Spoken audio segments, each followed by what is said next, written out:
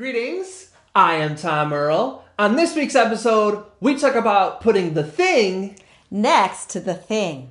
Check it out.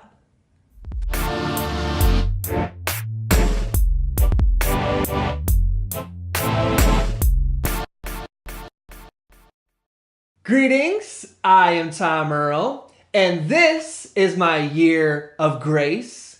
We know you could be anywhere, so the fact that you are here today, sharing your greatest gifts, your time and energy means the world to me. I hope you know that in this very moment, just where you are, as you are loved, you are appreciated, you are valued. As you can hear, see, sense, feel, experience, I am not alone. I have such a phenomenal and amazing guest that I'm just like giddy with joy. She goes by the name of Andrea Hodos. What's going on, my dear friend? Hello. This is like wonderful to be in this space with you. Same here. I've been so looking forward to this. Yeah, me too. Thank you so much. Yeah. So do you mind if, for the few folks out there who don't know, who haven't had the blessing to be a part of your life, can I introduce them to you to them, via bio reading? Absolutely. Let's do this. Y'all, prepare yourselves for epicness. Andrea Hodos is the director of Moving Torah, a method for using movement, writing, and theater to explore Jewish text and Jewish story. Through her work in Moving Torah, Andrea developed a Jewish-Muslim women's performance called Sinai Sunna, Women Covering, Uncovering, and Recovering. She is also the Program Co-Director of NewGround, a Muslim-Jewish partnership for change, where she co-leads adult and teen cohorts each year dedicated to transforming community through the power of relationships. But wait, there's more. Andrea and her husband, Aryeh Cohen, are among founding members of the Shtibl minyan, I did that right. Got it? Yeah! Y'all have no idea. A DIY Jewish spiritual community in Los Angeles. Andrea and Aryeh's Passover Seder goes from 8 p.m. to 4 a.m. every single year. That's what I'm talking about. So a bio can only contain so much awesomeness. What's missing from the bio? If you really knew me, you'd know that. I'm a parent. Yeah, I'm a parent of two basically adult children, which is amazing. And Aryeh and I are thinking about our little joke together is that we're going to write a book called what's it called? Lazy Fair Parenting. Lazy Fair? Yes. Lazy Fair Parenting, which is like the opposite of helicopter parenting. Okay, got you. Yeah. That's awesome. Yeah. What's going to be chapter 1? Step back from the child. I think that's it. Yes. Step back from the... Step away from the child. Yes. You know those children's book where you push the button and it talks to you? Have you ever had those? Like those Disney ones? Yes. Should be one of those where it's like, you push it, step back. Yes. So I know we're going to go a little more into the depth as we go along, but what does a DIY Jewish space mean? What does that mean? So it's a space where we don't have a rabbi. Okay. There are a number of rabbis. There are a number of people with professors, and sometimes in Jewish studies, sometimes in other fields. People in the social justice world, people in the healing arts, business people. Nobody gets to be the rabbi. Everybody brings their stuff and puts it, everybody brings their own gifts. Some of them are going to be kind of steeped in Jewishness and Judaism, and some of them are going to be other gifts that they bring. And everybody gets a say in the community. So it's for better and for worse, it's a consensus-based community. That's awesome. And, often we have like some of the people in our community who are the best Torah readers, for example. Sometimes they're rabbis, but sometimes they're not. So we have a lot of pretty literate Jews in the group, but we also have people who came in with not as much background. And they have other things that they bring and lend to the community. That's powerful. So for those of us who might not know, is this a regular thing where a Jewish space might not have a rabbi, or is this... So we're we're part of a very small movement called I'm like trying to. So for a while there was something called the Chavurah movement, and that was kind of coming out of the '60s, and then at some point there was something called the independent minyan movement, and we were sort of on the cusp between those two times in the development of the American Jewish community. So we were like one of the first in what we call independent minions. So minyan is it's a quorum of Jews. You need 10 Jews. In Orthodoxy, you need 10 men to be able to pray certain prayers together. If you're independent, you can pray. If you're all by yourself, there are certain prayers you can say, but there's certain things you can only say with 10 people. And then it becomes sort of also a way to identify groups of people who regularly gather for prayer and sometimes making community in different ways. Yeah. So before we go into the origin story, I feel like you set us up for some really awesome questions. Just want to let folks know, since we mentioned that you work at NewGround. Yeah. And Do you know anyone else who works there? Yes, I work there as well. And so we just want to give a little friendly disclaimer that Andrea Hodos, Tom Morrell, we are here of our own accord, that we're not here representing NewGround. Although we try to always put the best face forward for such an awesome organization, that the questions I'm asking Andrea are in the space of me, Tom Morrell, founder of the Celebration Academy, rather than my role at NewGround. So anything we were to say, like for instance, my favorite color is blue, maybe that's not NewGround's approved favorite color. So that for instance is my opinion, and that we're not here representing NewGround. Right. This is just an extension of our rides home after work. Exactly. So contrary to popular belief, people do exist outside of their work. This is an example. So how do you feel that went? Awesome. We nailed it? Yes. Okay. It's clear. So why don't you take us back? Have you always have experienced your faith in this way? Has this always been such a big part of your life? Take us back to... Yeah. So I grew up in Western Massachusetts, one of very few Jews. It was... the town is called Greenfield. It's near Deerfield and Shelburne Falls and Turner's Falls and Miller's Falls. So there are fields and falls. Okay. And it's beautiful there. And there is not a whole... There's more diversity now than there was when I was growing up. But we were the diversity. The very small Jewish community was the diversity. The rabbi at the one synagogue for the entire county... Wow. Which is smaller than most of the synagogues that I know here in Los Angeles. In fact, this is a fun fact. The name of our synagogue in Greenfield was Temple Israel of Greenfield, and my first job in Los Angeles was at Temple Israel of Hollywood. Wow. It's kind of a bit Connecting of a move. the dots. Yeah. It was definitely not quite the same thing. It was. But also both places are really awesome. So the rabbi would kind of be Jewish for most of the community when I was growing up. In other words, like no one kept kosher. Okay. So for y'all out there who don't know too much about what kosher means, other than like it means, oh yes, it's right, like it's okay. Like this thing. we have dietary laws that are very, very specific and very complicated depending on what level that you keep. And it basically involves separating meat and milk. And then there's a bunch of stuff that comes out of that. Okay. So no one in my community kept kosher except the rabbi. No one kept the laws of Shabbat, of the Sabbath. So I shouldn't say it that way exactly. People observed parts of Shabbat. So we had services on Friday night, and some families would come for the services.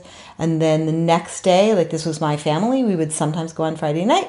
And then Saturday, we would go shopping, food shopping or other sorts of things. And Shabbat is really a 25-hour period, traditionally. Okay. Sunsets, actually almost an hour before the sun sets, and an hour after the sun sets, or 30 minutes. Like there's a specific time when all of the stars, 3 stars come out at the end, and there's a time at the beginning that's, it's before it looks like nightfall, but you want to protect the time that might be Shabbat. So there's a little time at the beginning, a little bit of time at the end, and it becomes this really a sacred family building, community building, relationship with God building time. And I didn't have that when I was growing up. We had other parts of Shabbat, but we didn't have that as a practice. Okay. So, and I do have that now. So, I had a bat mitzvah, and I went to Hebrew school with a very small group of people up till then. And then after my bat mitzvah, I didn't do much that was Jewish. And occasionally I would go on high holidays for Rosh Hashanah and Yom Kippur, which happen usually September-ish. There's a bunch of other holidays, like Sukkot, where you came to my house for Sukkot. We didn't do Sukkot when I was growing up. Like, we kind of knew it was there. We used to go to the synagogue, and we would stand in the booth, and we would get a Hershey bar, and then we would get to shake the thing, so they would kind of lure us in with the chocolate, and then we would have the opportunity to kind of learn a little bit about it, but I didn't grow up with it very much. So I would go to those holidays, and then we had a Seder in our house for Passover. And we also lit Hanukkah candles. And that was Judaism for me when I was growing up. And what happened was I kind of went into a very long period of Jewish latency. And I went to college, and it was one year, the year that I was going out with Rob Nelson, my lapsed Irish Catholic boyfriend. Hey, Rob. Hey, Rob. I'm going to send this to you, Rob. We're still connected. We're still close. He's a good guy. And I brought him to Rosh Hashanah services just to kind of show him what it was like. I would go. Sometimes I would go. Sometimes I wouldn't go. It was at Yale, and it was called Bethel Chapel. But during those days, they would call it Beth El Chapel.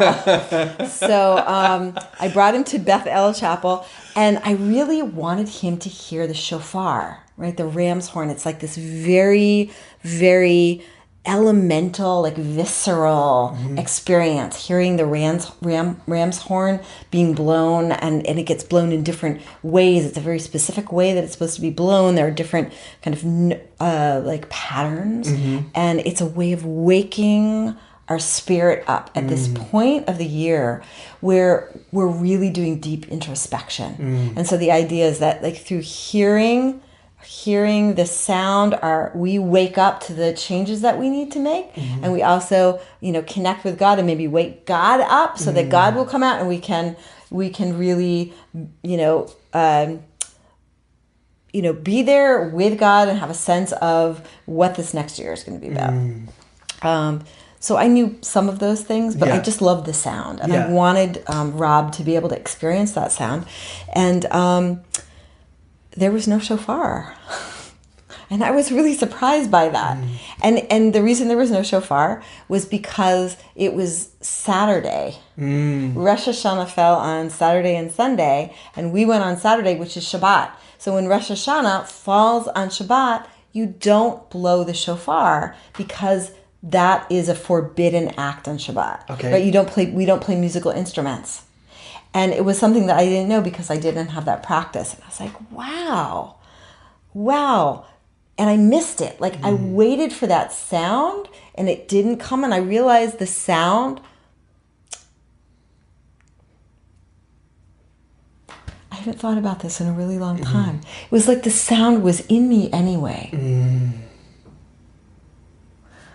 I think that's why I was supposed to be doing this thing with you. Like that, I did not remember that moment. The sound was in me anyway. And that year I had been like searching for community through college, and there were some wonderful individual people that I met up till my senior year, but no communities that I really clicked with. And that year I found myself in a house with 5 other Jewish women, all engaged in the world, doing like really interesting things. It was it was like the late 80s, and one of us was doing, she was trying to connect New Haven farmers with folks in the inner city so they could get fresh vegetables. So she was like going in and trying to find out what kind of vegetables they wanted that they couldn't that they didn't have access to in the middle of New Haven. And then she was like making a shidduch, making a connection between them and farmers to see if she could get the farmers to grow the kinds of vegetables they were working on. That's powerful. Which is, already back in the 80s. So she's already thinking about food deserts like way back then. That's Becky. She still lives in New Haven. What's up, Becky? And yeah. So, wow, this is like the way back. We could like stay here for a while. So anyway, what happens is like all of these people are doing like really interesting stuff.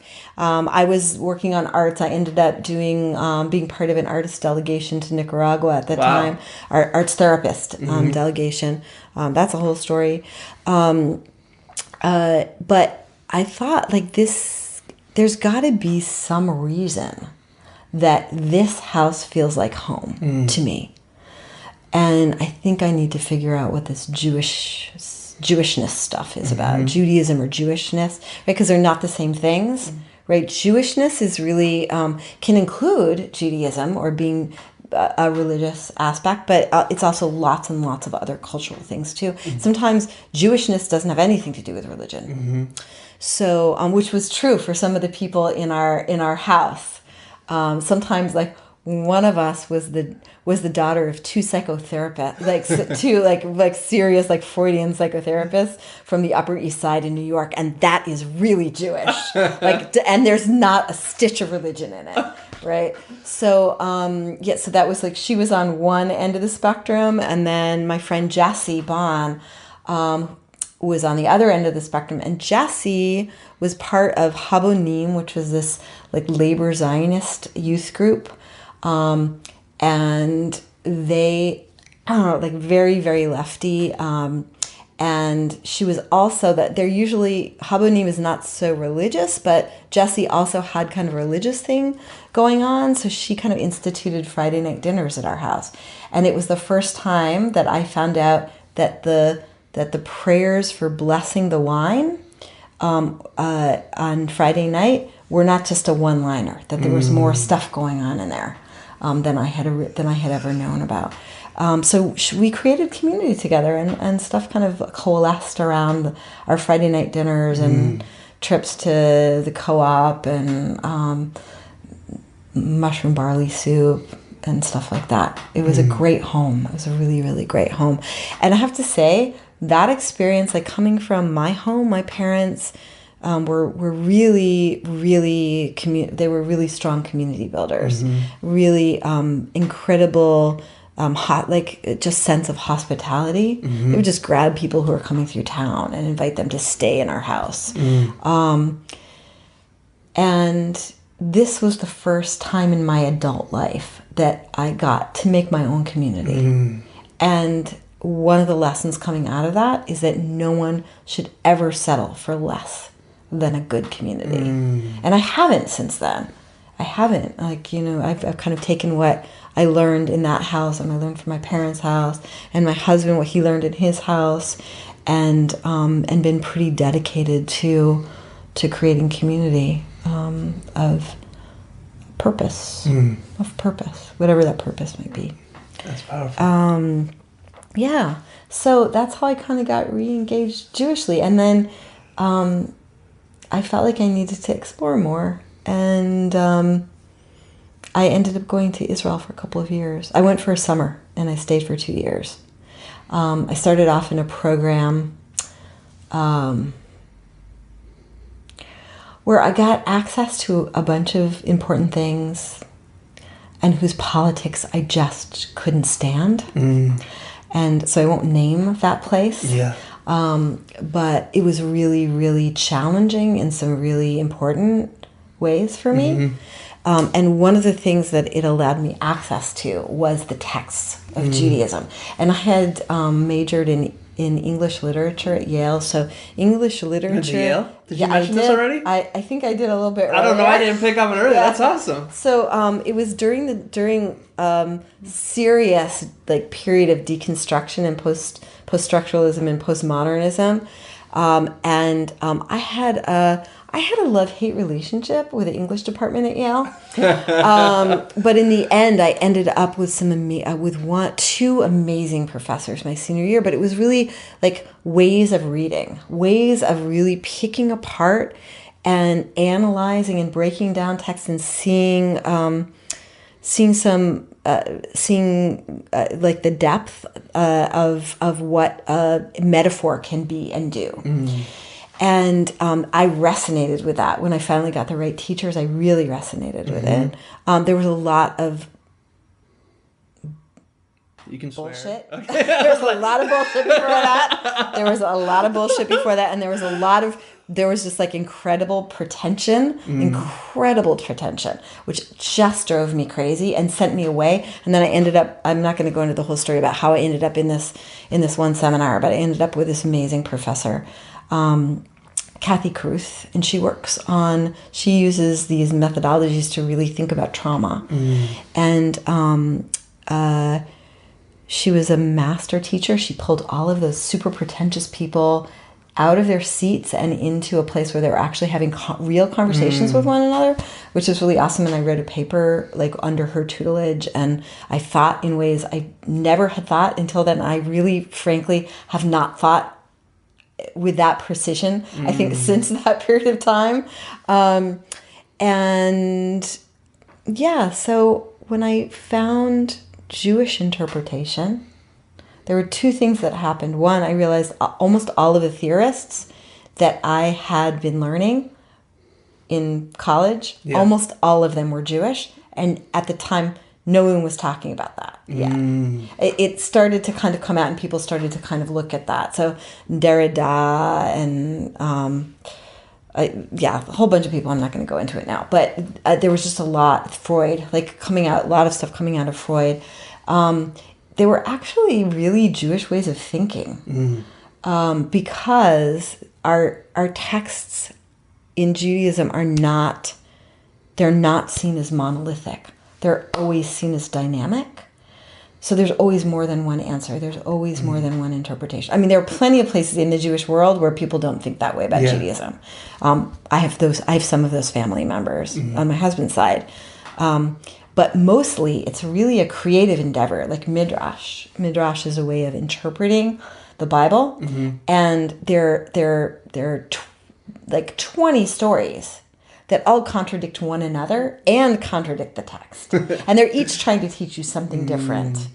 And so that really resonated with me. And I, like, after diving in, I always felt in college that there was a spiritual aspect to literature, or to reading, to literature, to art. And I didn't get that sense in my academic studies, and then all of a sudden I had access to it, and it was really exciting to me. So I ended up staying for a couple of years, and I was thinking about staying in Israel. Okay. But I realized that I hadn't lived in America with a Jewish frame, and that so that was what I was playing. Like, should I stay in Israel and become like part of changing the political life there in a way that I would have if I had stayed and, become Israeli and gotten involved in the peace movement there? Or should I go back to the States and figure out how I live as a Jew and an American and having some kind of impact here? Did I ever tell you the story about how I decided to come back? No. So it's an LA story, and I had never been to LA before. So it was 1992, and my sister was visiting me, and we went down to our old rabbi's daughter's kibbutz. And I didn't have access to a television at the time, so I was like really out. I I saw one movie the entire time I was there my first year. In Israel? Yes. What I was movie? just learning. Oh my God, it was Barton Fink. And it was an amazing movie. But it was like one of these things. If there's only one movie that you are going to see this year, make sure it's not Barton Fink. Because I just wasn't, the experience of just taking images. Do you know Barton Fink? No. Oh, it's a Coen Brothers film, and it's brutal. It's really, really brilliant, and it's really great, but it's just like visually and emotionally brutal. And I just wasn't used to that experience of like sitting in front of a screen and taking in images. Yeah. I just wasn't used to it anymore. Yeah. And I ended up having nightmares for 2 weeks after. Anyway, that was the one movie. So we go down there and... In LA. You were back in LA? No. I'm in... Sorry. In the kibbutz. Okay. What's a kibbutz for A those who don't kibbutz. know? Okay. So it is a cooperative living situation kind of based on socialist ideals. And there were a number of them at the beginning, before even the state came into being. Okay. It's hard to talk about this stuff. It's very hard to talk about this stuff in any kind of neutral way. Yeah. I'm just going to say that. It's really hard. So we went, my sister was visiting, and we went down to visit my rabbi's daughter. And her television was on. And we walked into the living room, and there were images of Los Angeles burning. It was 1992. My sister was living in San Francisco at the time, and I was not a West Coast person at all. I had visited San Francisco, where our aunt lived, but I'd never been to Los Angeles. But I was really, I was feeling it in my gut. And this woman looked at the television with her laundry basket on her hip, walked across the living room, stood in the doorway, and said, "They can all kill each other for all I care. Wow. I have no stake there anymore." Which was kind of wild, but that was the moment. Like I was, should I stay or should I go? And that was the moment I realized I have a stake. And I need to go back and figure out what it means to live as a Jew and an American before I make the decision to move back here. That was the moment. That was the very moment. Never expecting that I would actually basically spend almost my entire adult life and raise my family in Los Angeles. I love Los Angeles. I just have eternal gratitude that life brought Aryeh and me to the city. I feel like we've had the opportunity to really sink into the Jewish community and really grow inside of the Jewish community and contribute to the Jewish community. And each of us in our own way has also really become a part of Los Angeles, Los Angeles civic fabric. Each of us has our own kind of thread in that. And to be part of interfaith justice work and interfaith, I just feel like there's so much really incredible, powerful interfaith work happening here. I think especially these days when things are so hard in so many different places. I just feel like, I feel so much gratitude for the work that we get to do together. Agreed. And the work that I get to also participate in through what Aryeh does. And so that's really awesome. But at the time, I had no idea. And I didn't really know. Yeah, I felt the pull back to the States. It was back to the States. I didn't feel a pull to Los Angeles, but I felt pulled back to the States where I understood the issues that really needed to be addressed. And So where did you I go wanted to? to do that. I went back. I was thinking about Philadelphia because I was thinking about going to rabbinic school there. And then I realized that part of why I was coming back also was my grandmother didn't have too much. I knew that her time was limited, and I didn't want to be away from her for too long. And she was in Boston, and I knew that if I was in Philly, I wouldn't see her enough, considering that she was part of the reason I was coming back at that particular moment. So I ended up in Boston. There's really, really awesome like DIY Judaism happening there already in the early 90s when I was there. Kind of all the way through. They're like waves of stuff. Actually, the Chavurah movement came out of the place that one of the places that Aryeh and I met, called Chavurat Shalom, which was founded by a bunch of, I think mostly Brandeis college students and grad students during the Vietnam War, as a way of both forming Jewish community and also dodging the draft. Both of those things were true. Both of those things were true. And it was a really radical space. The Jewish catalog came out of that, which was like this really the first foray into you don't need to be a rabbi. You can there are tools. This is like a toolkit for you to do Judaism. You don't need Judaism done for you. So that was the beginning of it. And Aryeh was a member there. At the time, he was a grad student at Brandeis, and he was emerging out of Orthodoxy and just becoming comfortable with a Jewish practice that resided outside of Orthodoxy. So he's from a very, very religious family. And he and I kind of met at a point where we were in a similar place. I was my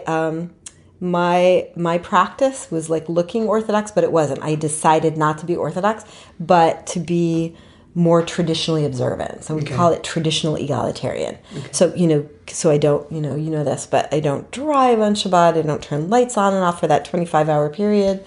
And also, keep kosher, although I'm a vegetarian, so it's not quite so hard to do that.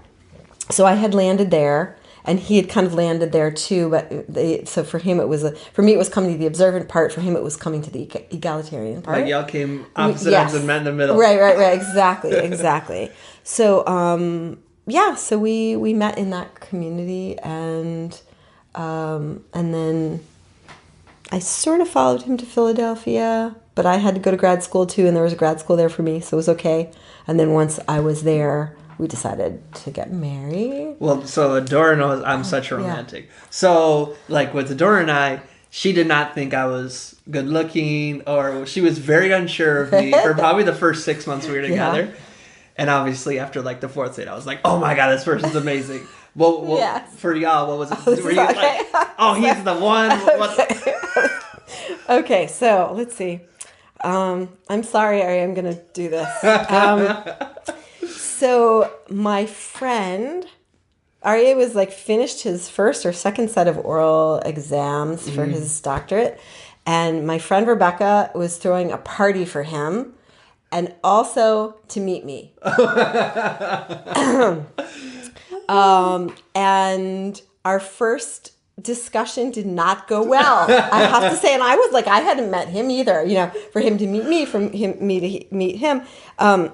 And I said something, I just gotten back from this kind of deep dive. And with a friend had come up with this term, like kind of putting these different parts of the Jewish world together. Yeah. A New Age Litvak. Okay, so I have to explain that a little bit. Do. New Age. Yeah. People understand New Age. Okay. Litvak is a form. There were kind of different cultural forms of Judaism in Eastern Europe. There was Hasidish and Litvish. So the Litvaks from Lithuania, mostly, right, were very, very engaged in learning. Hasidut had a more spiritual element and definitely also learning, but like the Litvaks are like, learning Talmud, like your images of, maybe if you have images of like people in Eastern Europe, men sitting at a table across from one another, kind of poring over books, right? That's a Litvak yeshiva, probably. And this is all a gross generalization, but just to make the point. So we were like trying to describe, like putting this, how this like balance. And so my friend and I in Israel had come up with this term, New Age Litvak, and I was like, oh, I don't like New Age. I don't like Litvak or whatever, and like walked away. I was like, okay, fine, So what happened was, there are a couple things that happened. So one, he used to have this, he used to do this thing on Shabbat afternoon called Midrash and Muffins. So he would teach Midrash, he would make muffins, and people would show up, and everybody would eat muffins, and they would study Midrash together. Which is an interpretive, like it's biblical interpretation. And it's from the 6th century. Like the Bible? Yeah, yes. So the first part of the Hebrew Bible. Okay. And then Midrash is some like very creative, discursive, what's it called when you think one thing and you go to another? What's that phrase? Stream of consciousness. Okay, gotcha. Stream of consciousness, like approach to interpreting the Bible. So there'd be Old Testament Bible. Old Testament Bible. Okay. Yeah, so if you want to be PC, okay, you don't say Old Testament, and this is why. Please you say Hebrew Bible. Okay. So if you say Old Testament and New Testament, what you're saying is, oh, that's the old one. Okay. That has been superseded. Okay, gotcha. By the new one. Okay. So it's a very best Christian to say term. it's a very Christian lens and frame. So to make it more neutral, you can say Hebrew Bible and Christian Bible. So the Hebrew Bible, which is also very much part of the Christian tradition, is 5 books of Moses, the prophets, and then books of writings. But not like Genesis or anything? Yeah, Genesis was one of the 5. Genesis, I can't even do it in English. Genesis, Exodus, Leviticus. Wait. What is it in Hebrew? Bereshit, Shmot, Vayikra, Bamidbar, Dvarim. Okay, so the 5 books. Whatever that works for us. Okay. This is a good learning moment. I appreciate that. Yeah. So for folks listening, just make sure you captured it. To be more inclusive, you would say the Hebrew Bible. Yes. Okay. Instead so of the word Testament. Bible isn't like Christians don't like. That's only our word. You can say Hebrew. Oh Bible. yeah, absolutely. Okay. Absolutely. Yeah. Okay. Thank you. Yes. Time in. Thank you. So Midrash and muffins. Sometimes he wouldn't even be there. He'd just leave the back door open. People would come in, and So I started going to that sometimes. It was fun. It was just fun to learn. It was a great group of people who would show up, and he was kind of sometimes a gruff guy, but also very funny and very warm, and just a little bit scary sometimes. But it was like worth it for learning. And so, okay, I'm just going to do this whole thing. My roommate was also a grad student. She'd been with me at Pardes, which is the place we all learned together. She was going out with 2 people sort of simultaneously. Did they know? Kind of, sort of. Like she was sort of seeing David and she was sort of seeing Aryeh. And, yes. And she was like, David. It's David. It's definitely David. So she ended up marrying David. Okay. I ended up marrying Aryeh. So, but how did that happen? So I guess what happened was once I brought my Bible, it was the Hebrew Bible, it was all the books of the Hebrew Bible, and I ended up leaving it at his apartment. And there's this project. Remember when I went back to the shofar? I was talking about the shofar. So there was a project that I wanted to work on that was kind of connected to some of that stuff. Oh, so tangentially. I'm not even going to try to explain it. But I wanted to learn a particular set of midrash. So I went back. It's on the binding of Isaac. Mm-hmm. And so I went back to pick up my Bible. And I said, would you be willing to teach me, learn the midrash on Akedat Yitzchak, on the binding of Isaac? And and I explained the project. It's like, yeah, sure. So we went for coffee. it wasn't until like 2 or 3 years ago that we actually sat and learned the Midrashim on the Akadei. Other things sort of happened after that. So so that was when we sort of started seeing each other, and it was a good pickup line. We decided. The famous "I left my Bible." I left my Bible at your house. Yes. Yeah. So so that's kind of how that happened, and yeah. When did it graduate? We're almost 25. We're in January. We're going to be married 25 years. Wow. Yeah. Inshallah, I can say that soon. Too. Yes. Yeah. Yeah. So but see, I love the romantic stuff. So then I'll let us move on. How did it go from this is fun dating to let's get married? I don't know if I really want to share that. You don't have to. This is just me. I love romantic stuff. Yeah. So we were not so good at the long distance. He went to Philly. We were not so good at the long distance thing. It was like, he didn't know if he wanted to get married again. I didn't know if I ever wanted to get married. Yeah. And there was one Yom Kippur, which is the day we fast. And we were like at a break in the afternoon prayers when it's, it's hard because you're fasting, right? You know about this. And so we were all just hanging out in the park right up the street from Chavrat Shalom. And he said something like, well, I wonder if this time next year we'll still be dating. And I said, no, we're not. We're either going to be married or we're not going to be dating. I was like, I'm really clear about that. I just gotten out of a 4-year relationship, and I was not going to get myself into another long-term relationship if I wasn't, I was pretty clear about that. And then there started to be like kind of anxiety around that. Like, when are we going to make it? We have to make a decision about, kind of setting a time to make the decision. I'm remembering you're telling me about your. This sounds very familiar. Yes, I got a week though. What? Yes. Right, we're either going to break up or we're getting married by Sunday.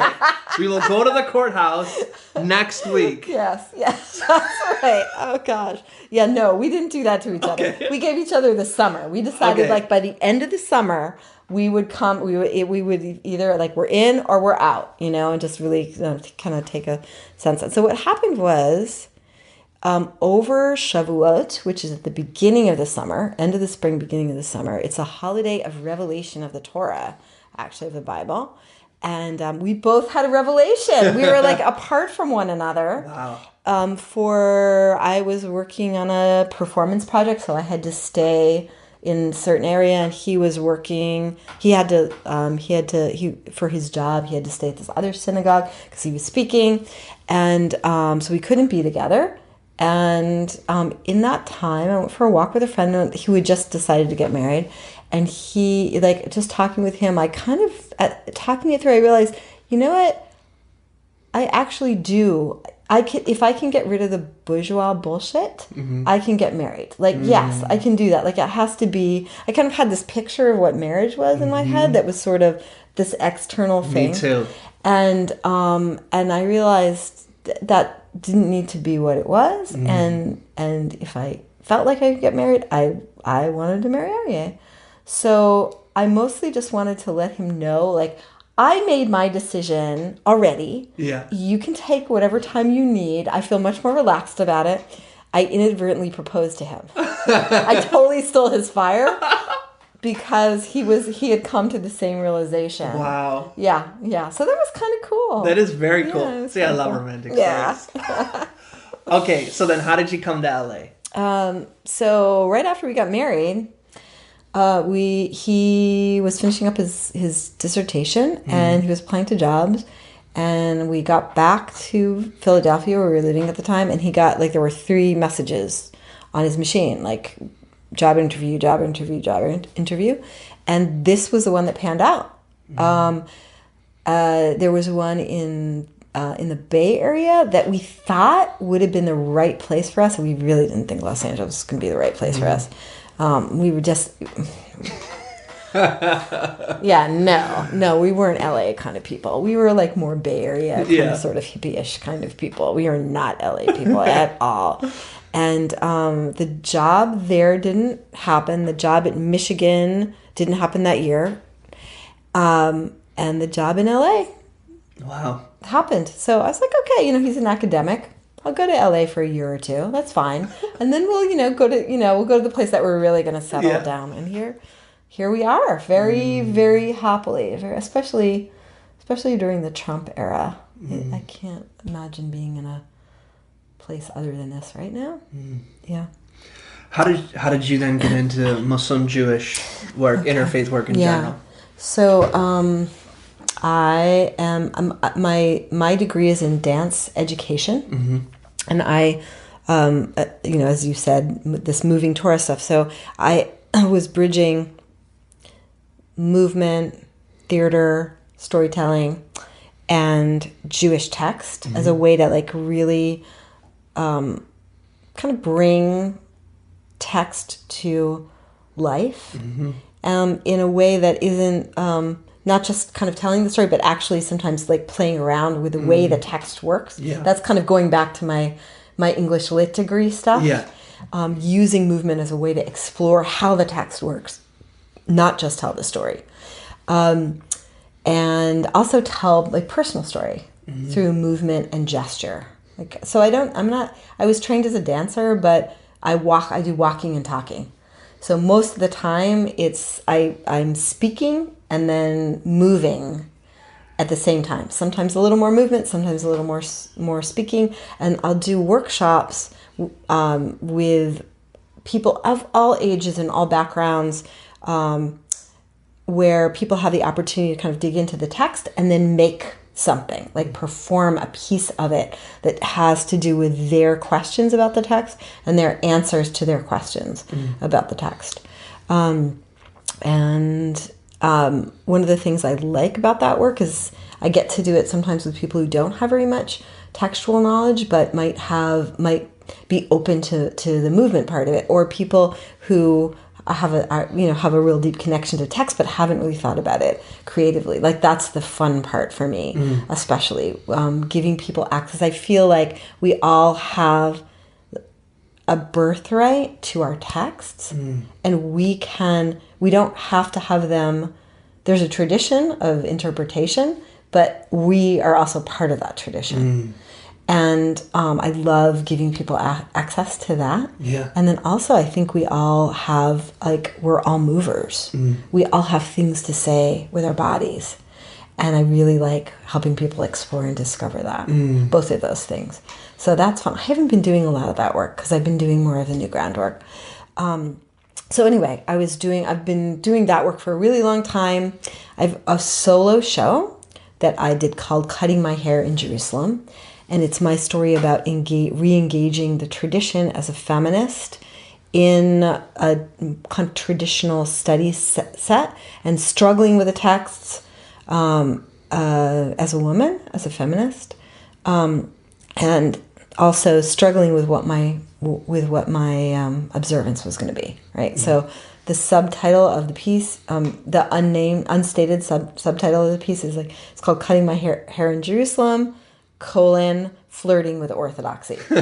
Right? So it's about that flirtation and then just deciding to stay right on this side of the line, that it wasn't the right thing for me, and that I could live a what felt like a life of Jewish integrity for me, that felt like it was engaging the tradition with a kind of integrity that I needed to, without being part of the Orthodox world. And which is, that's the same place that Aryeh had come to too. So that was a value, a deep value we shared. So I was doing that, and then it was for a while, it became part of this intercultural piece called Hair Stories by Women About Hair.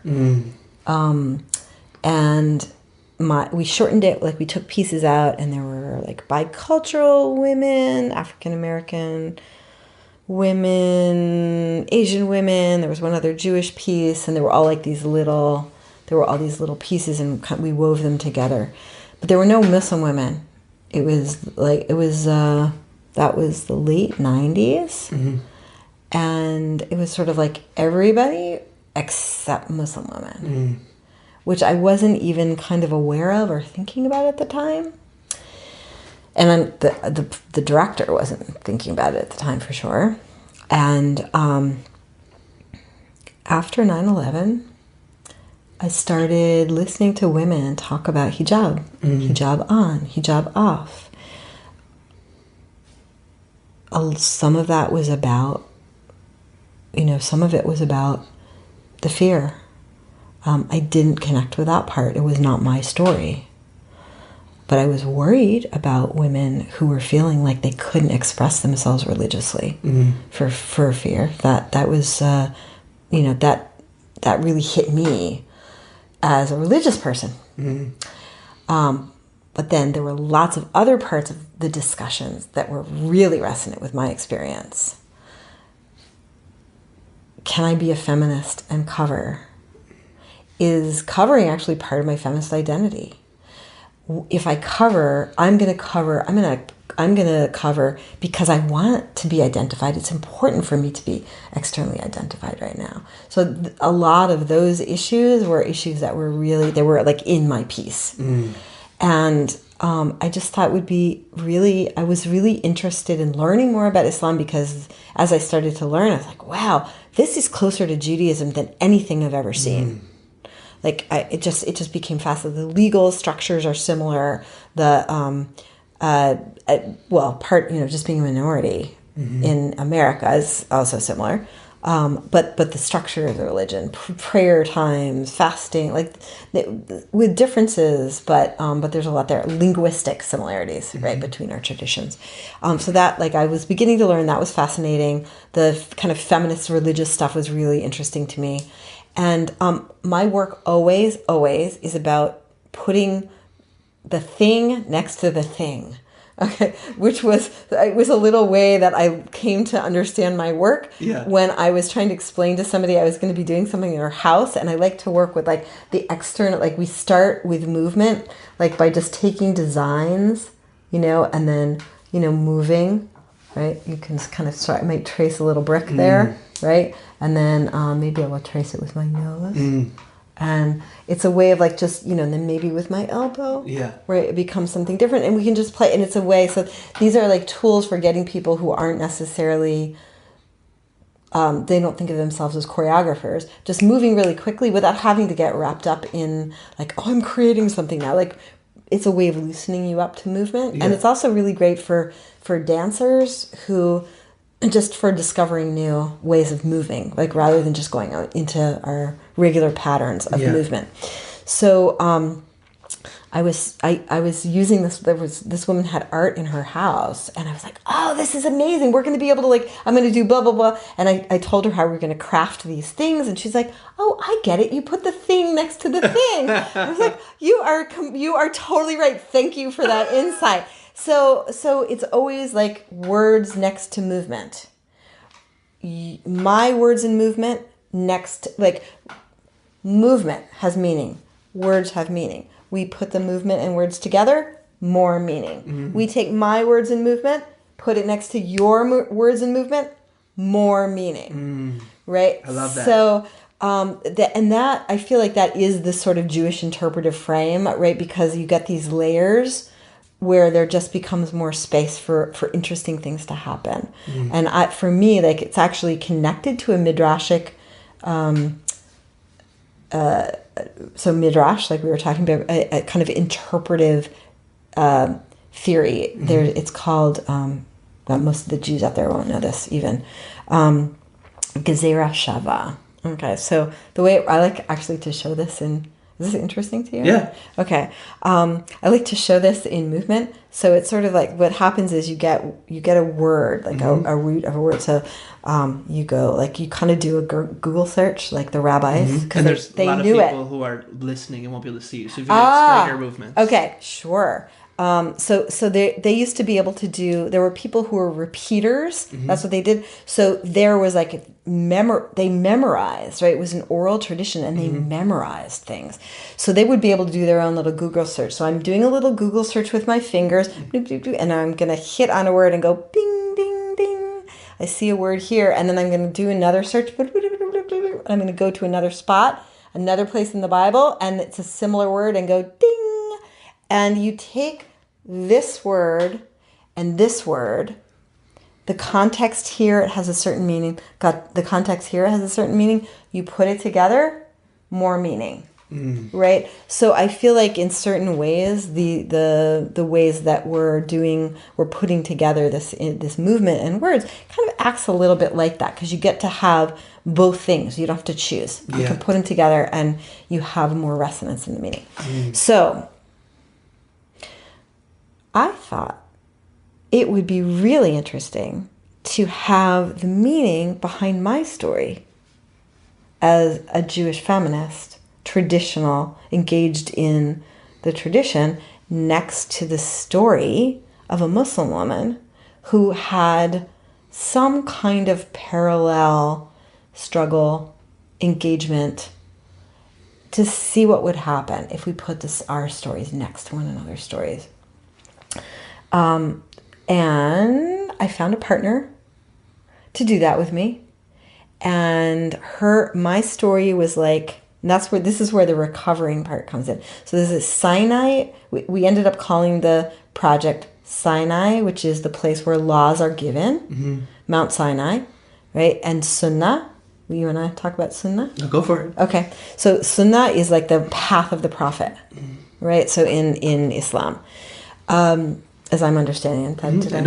Okay.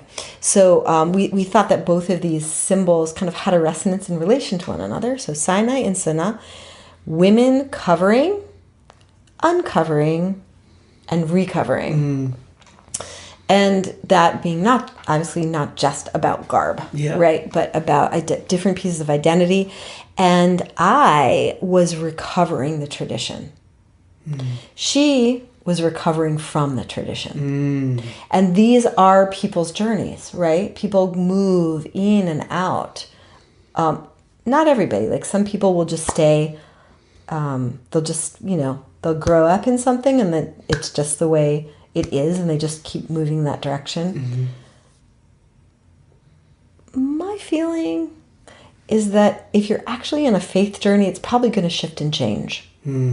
Right? It doesn't for everybody. Some people are like, they find they grew up in something and it feels right for them all the way through their lives, or just is who they are, and they just, but I think in a more postmodern world, like where we have choices, it's often a journey of some sort.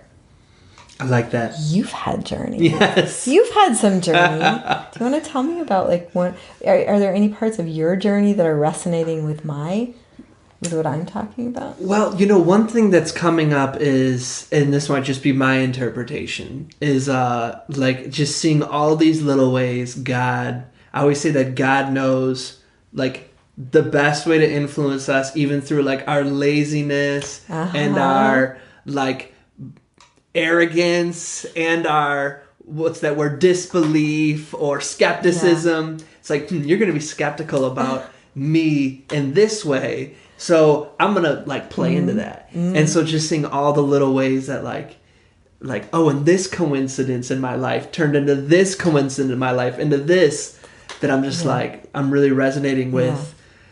I'm always curious of how do people become self-reflective, or when those moments come where we are pulled to something next, that they actually go with that pulling. You know what I mean? Where I think of, I went to Florida, which is where I eventually converted to Islam. The whole reason I went there was I was fruitarian at the time. I only ate raw fruits and vegetables. And my favorite fruit was watermelons. So I looked up where in the United States has the longest growing season for watermelons. And I was told South Florida, South Texas. I was like, not Texas? I mean, they're not the best options either way. But I'm like, Florida. That's why I moved to Florida. Yeah, wow. And I moved to Florida. A fruitarian? You only ate raw fruits and vegetables, a lot of fruit, like 40 bananas a day. Wow. I was going through like 15, 20 pounds of dates a week. It was a lot. Because you figure a banana has 100 calories. Yeah. So if I was eating about 4,000 calories a day, it's 40 bananas. Wow. So I wanted to live somewhere warm. Right. Where fruit is like plentiful. Yeah. Wow. So this is the really only reason I chose Florida. Did you eat protein? Is there any protein in there? Yeah, so this was the argument that in terms of calorie ratio, that a banana and fruit has the same calorie ratio of protein as a mother's breast milk, which is like 8 to 12% of the calories of breast milk is protein. Wow. And so most fruit has about like 6 to 10. So you just need to make sure you're eating enough calories to get protein. Wow. That was the argument. Wow. I've learned that food has just as much baggage and bias as anti-bias work. And so when I was fruitarian, anytime I'd be eating anything, just minding my own business, people would always want to interrogate what I was doing. Like, well, where do you get this? What about that? Have you considered this? And I was like always trying to research their questions, and I just made a decision that's like, I don't care what people eat, I care about bigotry. Yes. I was like, I'm going to stop researching food and like being able to argue food, and instead just be able to have a conversation of diversity and inclusion. So whenever people are like, well, you're a vegan, what about this? I'm like, no idea. Yeah. That's great. Let's change the subject. So, I mean, that was just the only reason I went there. You went to Florida. And then I found facilitation. Oh, wow. I found spoken word. I found, that's where I converted to Islam. Yeah. Yeah. Because watermelons. Because of watermelons. Wow. So, when you, how did you connect up? Can you tell me a little bit about each of those threads? So there was facilitation, right? And Islam, right? What was the other? Spoken word. Yeah. So, my major was Africology. Some schools call it Black Studies. They call it Africology because they take an African diaspora approach. So that was such a powerful experience. Every single class, not as a whole, not 12 weeks, but every single day, I left with totally looking at myself and the world different. And for some reason, I am really good at receiving constructive feedback. Sometimes in the moment, I might be going back and forth with you, but I can then an hour later be totally right. So I didn't go through as much in Africology, no, privilege isn't true. For some reason, I was able to accept what my teachers were telling me. And so I was just it's such an awakening. And so, I mean, obviously I was still a mess trying to do it. It's like trying to do activism as a baby. So I probably was stepping all over things. But I left with this passion to make the world a better place. But I had no idea how. I think that's what you'd get your master's or PhD in. You'd have more of that theory. So I knew I wanted to give back to my country. And so I did AmeriCorps, which is the domestic version of the Peace Corps. So you serve, they call it serving. You're a full-time volunteer, and you get a stipend that adds up to $12,000 a year. So I decided to move to Florida because of watermelons and only applied to AmeriCorps jobs in Florida. Got picked at this one called Community Tampa Bay, whose mission is to create a world free from discrimination. So got placed there. And how they did that was they facilitated dialogue and cross-cultural interactions with high school students and middle school students. They have this program called Anytown. There's one out here too. Used to be a branch called the NCCJ, which started off as National Conference for Christians and Jews. Then became National Coalition for Justice, Community Justice or something like that. And then the national branch went under and it became their own individual one. Community Tampa Bay was one of them. Anytown. 6-day program where about 120 high school students, diverse high school students, spend the night for 6 straight days, and we go through every form of discrimination. Heterosexism, sexism, all these kind of things. It's all experiential learning and facilitation. Whoa. And so I got to see how, day one, you'd have kids who are saying seriously violently homophobic or racist or sexist things. On the last day, be I'm joining my GSA, or I want to be a male ally, or privilege exists. 6 days. Wow. And I was holy smokes, this dialogue thing works. Yeah. And I found I was pretty good at it because I've always been an entertainer. I've always done music. I had the theory knowledge from Africology. And I just have a way of asking questions. So it's this melding of my... You're curious. Yeah. Yeah. And it was like, wow, this is one of the things I want to do with my life. Wow. And spoken word, after I graduated, I was like, I loved how in my after-college class, it was really diverse ages and groups of people coming together to explore concepts that make us better. And so what I looked up at my school, they had this spoken word thing. So I heard of Saul Williams, and I loved what he did. I was like, let me give this spoken word thing a shot. So I started performing at my college back then, but when I went to Florida, I learned about slam poetry, which is where your poems have to be 3 minutes and 10 seconds or under, and it's competitive. And so I actually found out I was pretty good at that. And I had a coach, his name's Daytime, his name's Daytime. Daytime. Yeah. And he coached me and my team, and I became like, have you heard of the saying where the blues player goes to the crossroads? Yes. That was me going to the crossroads. When I came back to my hometown and before people were like, what happened in 6 months? So. Wow. Yeah. Good questions. Islam. How'd you? Oh yeah, Islam. Yeah, that's the last thing. So with Anytown, we had an interfaith workshop. And what would happen is they'd go through three experiential faiths way of worship. And it switches every year. That year, one of the ones we went through was Islam. And so it's pretty badass. A woman came and led us through Salat, which is for people who know, that's where like the stereotypical Muslims bowing their head on the ground, that whole thing. Wow. So she led us through that, and I was like, oh, that was interesting. And then my students, though, out of everything we did that week, that was the most terrified they were. Like everything else we put them through, they're like, okay, we'll give it a shot. This, they were like, and I mean, all races and ethnicities were afraid. Everybody was like back against the wall. Like my mom told me this is the devil's stuff. And so I was like, wow, this is really interesting. Like I want to figure out why my students are so worried about this.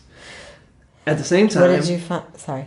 Same time, I ended up going on a date with this Muslim woman who I had a really big crush on. Yeah. So I started learning about Islam to impress her. And I started learning about Islam to combat my students' Islamophobia. Yeah. So I was like, dude, this is what I mean, God, like, I know how to motivate this guy. his passion to make the world a better place. And to impress somebody. So we had this open mosque day that one of our board members invited us to. And I was like, oh, let me model leadership. So I was like, hey, students, I'm going. Why don't you come with me? Or like meet me there. So I went with some students, and it was like, boom. When I moved to Florida, had felt this like emptiness. This like piece of me that was missing. And within like 2 hours of being there, it was like that emptiness was filled instantly. I didn't want to leave. Wow. So I helped them clean up. They're like, you're our guest. I'm like, no, I didn't know what I was sweeping, putting chairs. Wow. And on like that was a Saturday. By Tuesday, I was like, I want to convert to Islam. And so then by Saturday I did. Wow. Within a week. Wow. I came back and they're like, are you here to clean again? I'm like, no, I think I want to convert. Well, I feel like, I was talking about like putting stories into stories. I think your conversion story and Umar Hakim's conversion story belong next to each other. Have you heard his story? I didn't know he was a guest. He's our past guest. I didn't know he was a convert. Umar? Yeah. Yeah, he actually did a NewGround story about his conversion. It's awesome. It's about the I'm not going to tell it, but you need to see it, and that would be really fun to have. And I'm bummed you didn't know this before. Yeah. You interviewed him. He's supposed to. He said he's going to come back. He's going to come back. He comes back. Okay. It has to do with the cable man. Okay. Yeah, it's a good story. I love that. It's a good story. Yeah, but I feel like there's some like really interesting resonances between the two stories. I appreciate that. Wow. So I have a question for you coming off of that. How much I've been thinking a lot about the rakah, the prostration. Yeah. I've been thinking about it because we're coming out, we're really coming out of this, the Christchurch thing. And I've been thinking about, the vulnerability of Muslim prayer. Yeah. And that it's like we were talking about this with some of the fellows I can't remember which conversation I was in, but like really noting was like Muslim prayer all prayer is about making oneself, I think, making oneself vulnerable. And I think that's particularly true of Muslim prayer, just because of the position on the floor. And, you know, we were talking about the double pain of... Is it okay with you that I'm talking about this? Because I realize it's not my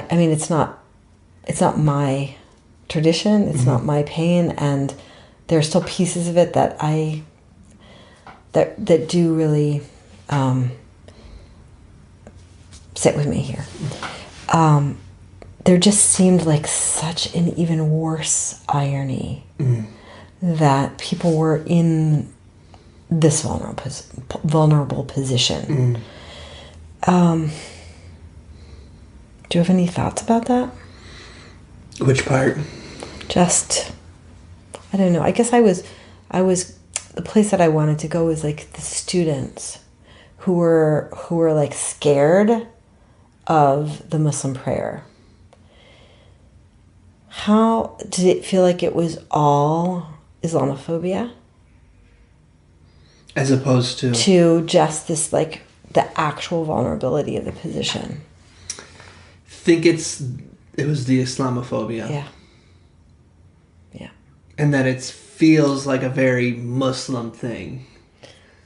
You know what I mean? Yeah. Like if we were to just have... And that is that over there. Yeah, like if it was like, just stand there and like put your hands together like you're praying. Yeah. And like, dear God, like... Thank you for you and Prophet Muhammad. Like, you're really awesome. Right. In your name we pray. Amen. And then everybody goes, Amen. Like, that would be a little more. But this is like, I mean, whenever they do B-roll of Muslims, it's like them putting their heads up. Yeah. And then there's all this stuff. Yeah. And there's like all of the images and stuff that comes along with that. Yeah. It's always struck me, like, I remember we were... at the Japanese American Cultural Center for the Vigilant Love Coalition, kind of brought the Japanese American community and the Muslim community and then the interfaith community together before the election, the 2016 election. And I had been doing the Two Face One Prayer Project, which was what my NewGround cohort did, where Muslims and Jews prayed side by side simultaneously. You could link to the video. It's an awesome video. But in this case, we weren't doing that. We were forming a protective ring around the Muslims as they prayed. And part of me felt like, oh, I want to do the side-by-side thing. And then part of me really wanted to be in that protective space in that particular moment because there was so much vulnerability. So I don't know, there's something in here about I don't know, thinking about the vulnerability we have in our relationship with God and the vulnerability we have as humans in our physical safety. And what's the relationship between those two things? Are they different? Are they the same? They feel like different things, like very different things. I don't know. Is any of this resonating with you? You know, it's interesting when I went to Nigeria. That's where one of the places Adora and I got married. And we went... One of the many places. Yes. We went to Abuja, which is the capital. And a lot of Muslim influence there. And so it was time to pray. Yeah. Well, first of all, I kept seeing on street corners, like, just little, like, canteens of water. And I didn't know what it was for. But then it was time to pray. And I just saw people running. And right there in the street corner, they could just make wudu, which is, like, purify yourself for prayer. And right there on the corner, like, many corners, people gathered to pray. Yeah. Many corners. Wow. And then we were at the airport. And there was, like, dedicated sections to pray. Specifically to pray as Muslim. There's like prayer rugs and I was like, wow, that like like here, I remember the first time I prayed at an airport. I texted one of my friends, Hassan Shtibl from CARE, great guy, and was like, "Hey brother, it's time to pray. Should I not?" He's like, "Do it. Like if I don't hear from you, I'll know something's wrong. I'm a lawyer. I'll be there." Right. And just that like fear, not only that it is vulnerable, you don't know what's going to happen to you with the action, but you also don't know how people are going to react. Right. And then to be in a country where it's the norm. Yeah. You know what I'm saying? Yeah. Like that lack of fear there. Yeah. Yeah.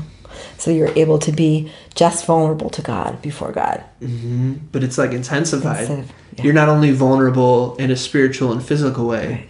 but you leave yourself like blind to attack. Mm-hmm. Great. And there, you do hear a lot in the tradition that once you like throw your hands back and say Allahu Akbar and start, you're not supposed to let anything distract you. And so they actually talked about at the Jummah the following day after that attack, how there were Muslims who, once they started their prayer, even when the gunshots happened, they did not break their prayer.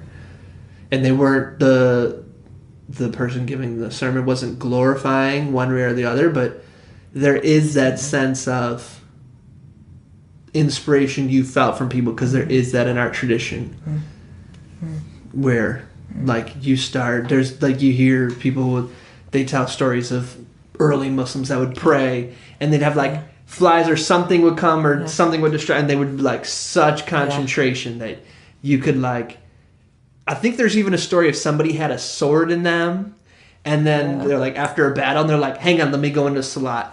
And it was like meditation. Like as soon as they started praying, somebody pulled the sword out and they didn't even feel it. So there's like that always encouragement that when you go into like salat, that it's such deep conversation with God that nothing can disturb you. The whole world could be crashing around you. Mm-hmm. Wow. Wow. We have a little legal thing in our that when we're praying. So we pray that the most intense part of our prayer is a standing prayer. We do a little bowing while we stand, but we stand with our legs together.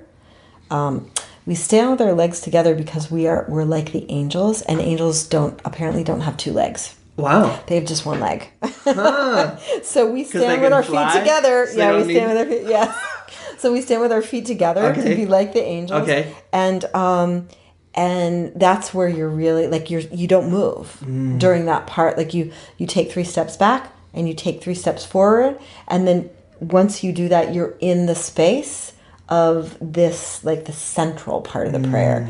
And we have a Mishnah that, which is like a little legal thing, that says, even if his snake wraps around your leg, you're not supposed to move. It's this, it's that, a similar thing. I don't know if there's as much unrolling of that. There could be in Talmud. I haven't studied it, but I think it's a similar principle. It's like This is that moment.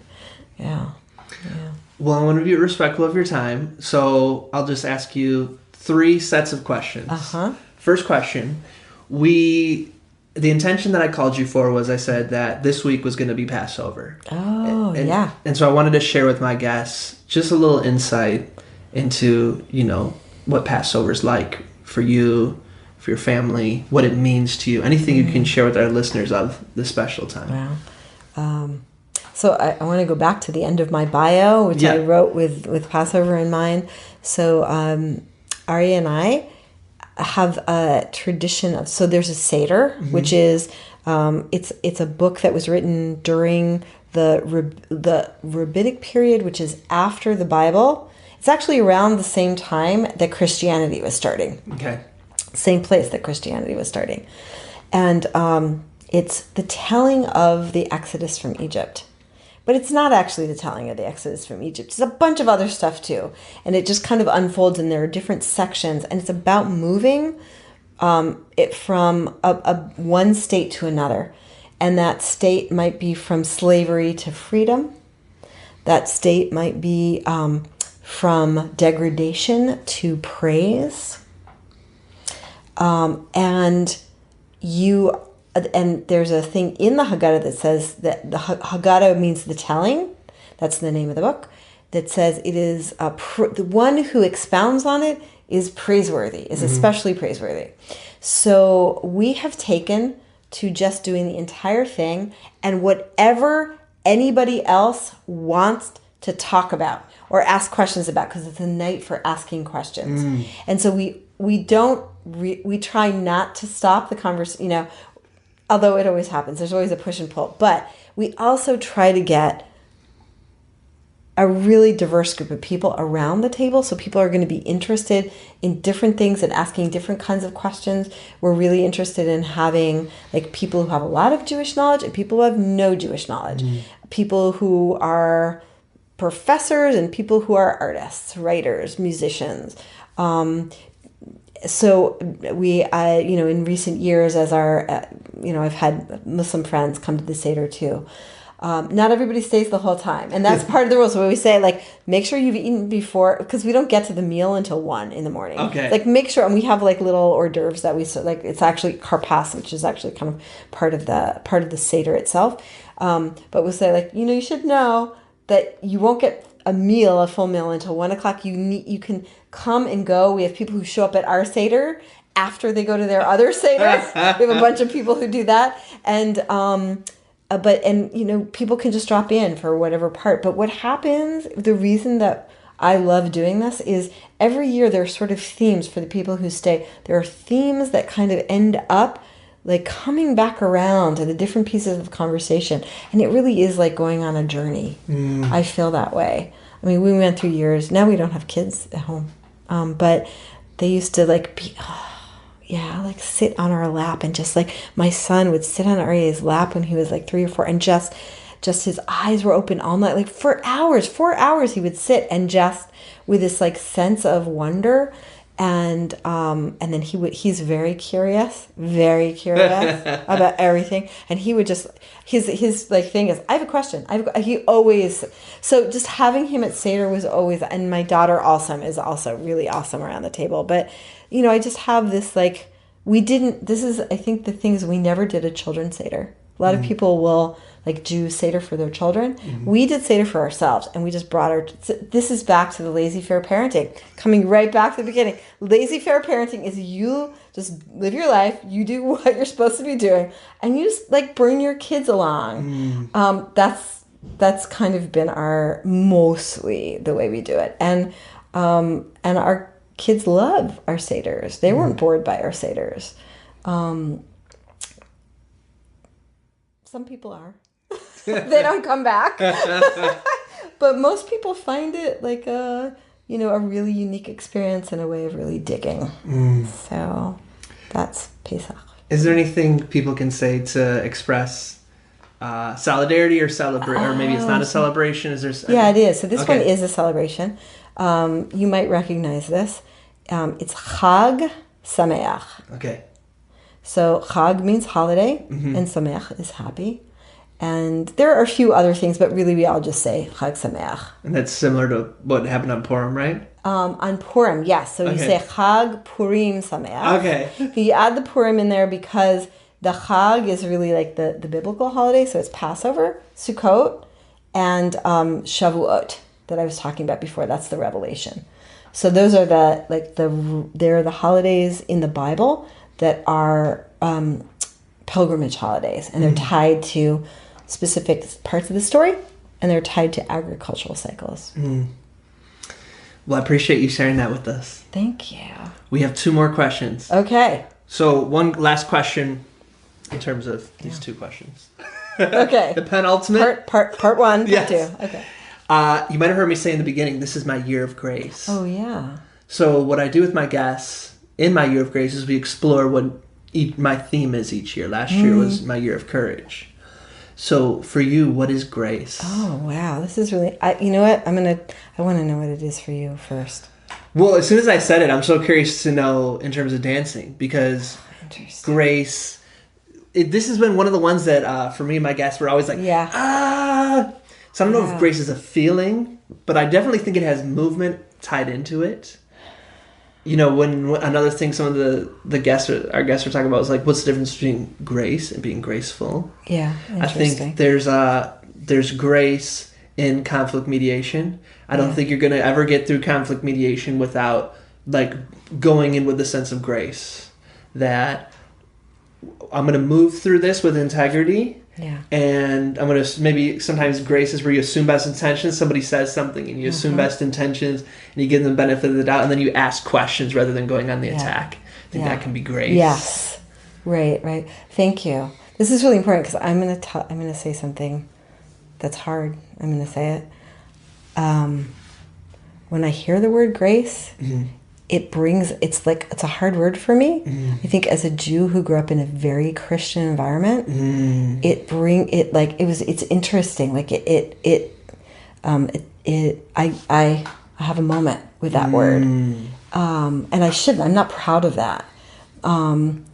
But I think as someone who didn't have the opportunity, was misunderstood, didn't have the opportunity to have people really understand who I was as a Jew, and to always have this Christian overlay and over everything, that's a hard word for me. It's really interesting. But yeah, great. I mean, grace is an important thing. I feel now like I need to understand more what it means now as an adult and someone who is really dedicated to interfaith work and really, really understanding. I feel like I need to go back and understand what it means in a Christian context in a way that it's not being foisted on me, where I can actually have a dialogue and an engagement with it. So that's what I'm thinking about grace. But I think that what you were just saying about, this being having this ability to really assume best intentions and to offer that with generosity that's powerful too. Instagram would agree with you. Whenever I search the grace hashtag, yes, it's always, or the year of grace, it's very Christian. Yeah. So I do think that, let's say grace, that there is and it might be. This is why I think it's important for diverse people to have conversations. Is to realize that, hey, you're right. How might, in your experience, grace feel? Or when I said the Old Testament, now I know. So I appreciate you sharing your perspective with me, so I can be, more aware of the world around me. My pleasure. Thank you. Great. Are we done with the question? So this is where I ask you, if people want to let you know how awesome you are, to share with you you're amazing, and to say thank you, where can they do that? I have a website for Moving Torah. There it is. It's you can reach me at Andrea at movingtorah.com. So movingtorah.com. Movingtorah. Yeah. Okay. So at Torah, it's Moving. Okay. TORAH.com. Perfect. Yeah. So show notes today are tomrell.com/Andrea. That's ANDREA. tomrell.com/Andrea. If you're on the go or unable to write those things down, we're going to have all the notes there. I'll try to link some of the things that we mentioned as well. And so I just want to thank you so much. Thank you. This was really a gift. It was. I feel like having all kinds of time to spend with you, this was really, really unique and wonderful. I just want to thank you for creating this space, Tom. My pleasure. Yeah. And I appreciate you for entering it and really sharing yourself. And going places with me, even when I was like, I want to hear the romantic details. You're like, I don't know. I'm not going to show us Aryeh. So I appreciate that so much. Thank you. Our closing ritual, and I like my guests to have the last word. So my question for you is, what is your invitation to people listening or watching? What is your invitation to them to consider, to be, to do, to think about? What is your invitation? My invitation is to get curious and generous. Both of those things. To offer, people really want to know who you are. And you learn from learning who other people are. I feel like that's a lot of the work that we do. And I think it's really important work right now. To open up worlds to one another. So thank you Thank you for letting me open up my world and discover things in my world I didn't even remember, and sharing parts of yourself. It's my pleasure. It's my honor. Thank you so much. And to all of those listening or watching, as always, we're wishing you peace and blessings. Thank you. We did it. One more thing. I'd love to continue the conversation. Feel free to join me at tomearl.com/join. Subscribe below, or let's connect on social media. Tom Earl Artist. Thanks again for watching.